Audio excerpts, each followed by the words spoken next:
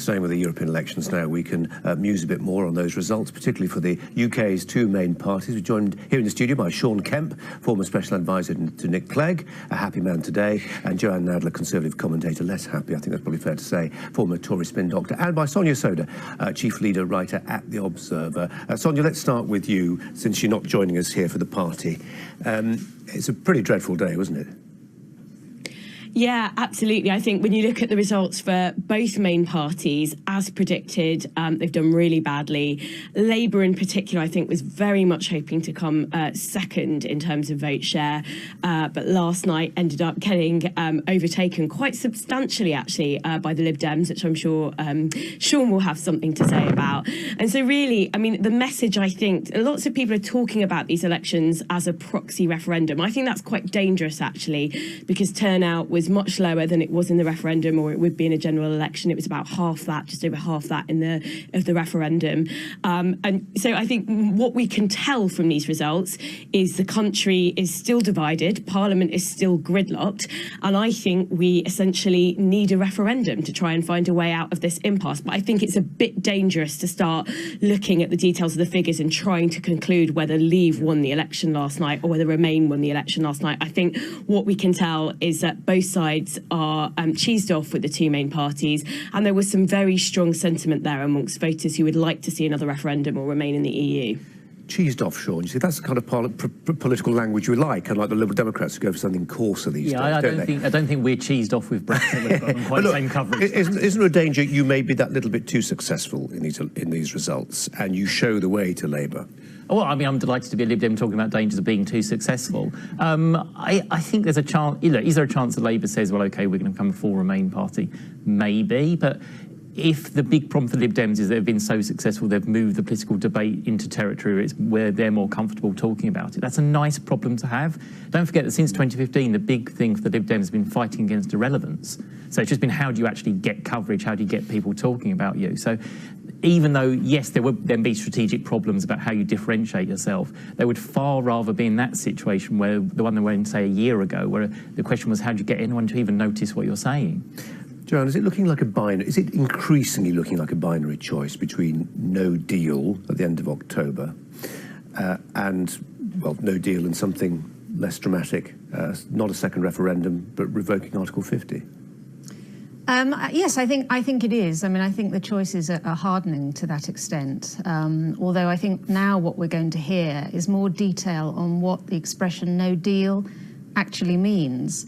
And believe it or not, I think there are actually differences amongst those, amongst the proponents of no deal. I think there are actually differences as to what that means, because actually it doesn't mean no deal as such. It means a different set of sort of intermediate arrangements with the EU. Managed no deal. Yeah, quite. So for those of us who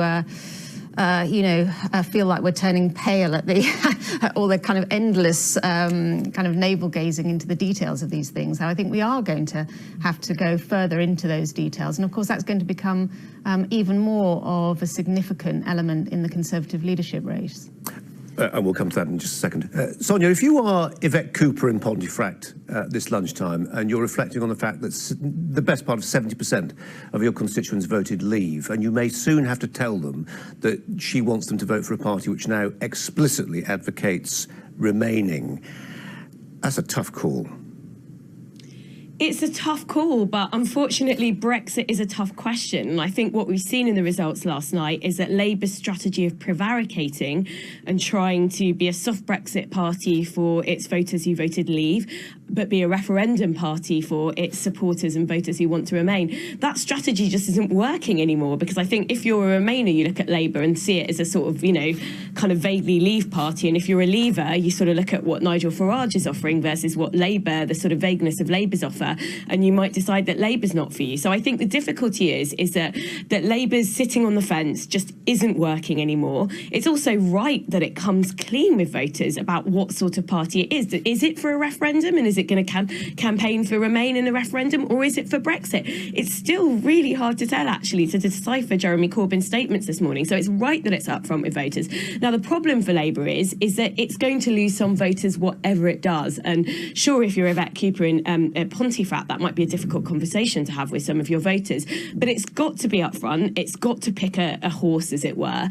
And I think both as a matter of principle, but also in terms of what's right electorally for Labour to do, it's right to strongly swing its support behind a referendum. And yeah, it might lose some votes, but I think it's going to lose fewer votes than if it sort of tries to market itself as a firmly soft Brexit party. Sean, where's all that talk now about a Remain alliance doing tactical voting deals with Change UK, etc.? I mean, you don't need to do that anymore, do you? Well, I think Change UK might be a bit more amenable to the idea than they were before the election, when they're apparently going to overtake the Lib Dems. I think at some point those parties, Lib Dems, Change UK, Greens in particular, do need to sort of work out how they're going to combine, because they're getting nice coverage today after this election, how well they've done, but they are still running second in the coverage to the Brexit party. And if you really want to get a sense of there's a momentum behind that Remain, let's stay in the EU campaign, I think they're going to have to work out some way of cooperating a bit more. I don't think that means you have to become one party, but they're going to have to find a way to sort of get along. I think the party political divides before this election sort of got in the way of that a little bit. A lot of that from Change UK, frankly, because I think they wanted to see how they could do. I wonder if now they might just have another look at this again and say, well, OK, how do we maximise the impact that we can get out of days like this? John, what do you make of the fact that the Leave vote in Leave voting areas at the referendum, most like the North East, parts of the Midlands, it didn't come out to the extent that perhaps some people expected. And although, you know, our headlines today are all about the Brexit Party doing extraordinarily well, they didn't. No, it was interesting. You know, I agree with you, actually, that when watching the results coming in last night, there were one or two areas where, if they'd been on the same trajectory as elsewhere, you would have expected an even bigger vote. But I think you can put that fairly and squarely down to the fact that those people who didn't feel exercised enough to come out and vote as a protest, they registered their protest by not voting. I mean, there was a sense overall about what on earth are the point of these elections. And I but think, if you were as many indignant as people were told people are, then you would come out, wouldn't you? If you were as furious about the fact Brexit wasn't being delivered, then you'd jolly well get out and vote. I think there's a danger, and I think all of us are trying very hard not to interpret what individual votes mean, because, you know, frankly, I heard somebody this morning on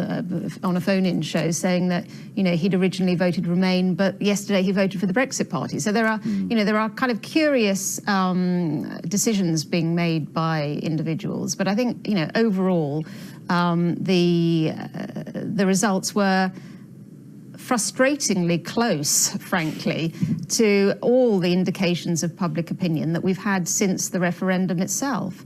They are not decisive. Sonia, I keep asking the question of our political correspondent. So is this one of those, you know, European election spasms, protest vote, or are we witnessing a genuine refashioning of the political landscape? Oh, I think it's more than that. I think it is a bit of a refashioning of the political landscape. I think Brexit, with the sort of kind of onset of Brexit, is a really big issue in the last kind of 3 years in our politics. We've seen an electorate that has primarily over the years been divided along a left-right spectrum, experiencing a new divide that cuts across the left-right spectrum. And so I think what you're seeing at the moment is a bit of a realignment. You're seeing the vote share of the two main parties go down. And that's because our two-party majoritarian system, it works well when you've got an electorate split along one divide, but when you've got another issue that cuts across it, it's very difficult for both the main parties, because essentially their voter base is split. And I think that's what you've seen with a party like Labour. They're just not sure which way to look, which horse to back, as it were. So I think our two-party system is really struggling with this new divide in British politics. And so I think there will be pressure over time for us to rethink that, maybe move, for example, towards a more proportional voting system, because a first-past-the-post electoral system just doesn't work when you've got a more fragmented electorate. And, you know, I think it's hard to see a time when Brexit goes away, essentially. I really think that whatever happens, whether we have another referendum, whether we end up leaving with some kind of deal, whether we crash out with a catastrophic no deal, you know, we're going to be talking about Brexit for the next 5 to 10 years to come. I don't think this issue is just going to go away from our politics. Could you stop groaning in the studio, please? I think it's not great news, is it? We're almost running out of time, but so 2 quick questions, really.